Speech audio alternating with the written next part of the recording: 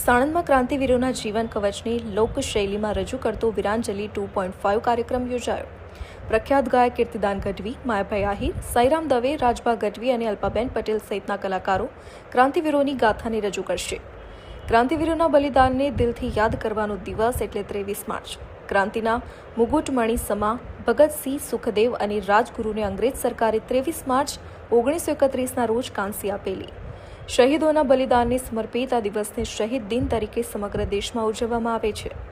Driver હતો અને મારી સ્કૂલના એન્યુઅલ ફંક્શનમાં મેં મારા મિત્રોને જેમ આમંત્રણ આપતો હોય પ્રદીપસિંહ બાબુને આમંત્રણ આપ્યું અને કોર્ટ ઓફ માર્ટિયર નામનું બાળકોનું નાટક પ્રદીપસિંહ બાબુએ જોયું અને કીધું કે આપણે આને ગુજરાતના ટોળે લઈ ગયા હોય તો એ તો બાળ નાટક હતું. એટલે એમાંથી અમે એક મોટા વિદ્યાર્થીઓને અનુરૂપ સ્ક્રિપ્ટ બનાવી એટલે એને અમે વીરાંજલિ 1 નામ આપ્યું.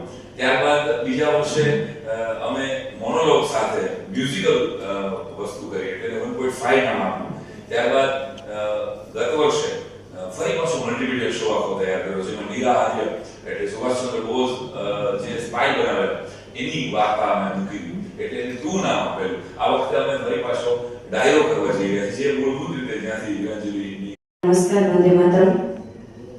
છેલ્લા 18 વર્ષથી વીરાંજલિ કાર્યક્રમ થાય છે એનો આપણને સૌને ખૂબ ગર્વ છે અને ખાસ મને પોતાને ગર્વ એ છે કે બીજી વખત મને દેશભક્તિના ગીતો ગાવાનો અવસર મળ્યો છે અને આ તકે વીરાંજલિ સમિતિ અને મારા પ્રદીપસિંહ બાપુનો ખૂબ ખૂબ આભાર માનું છું.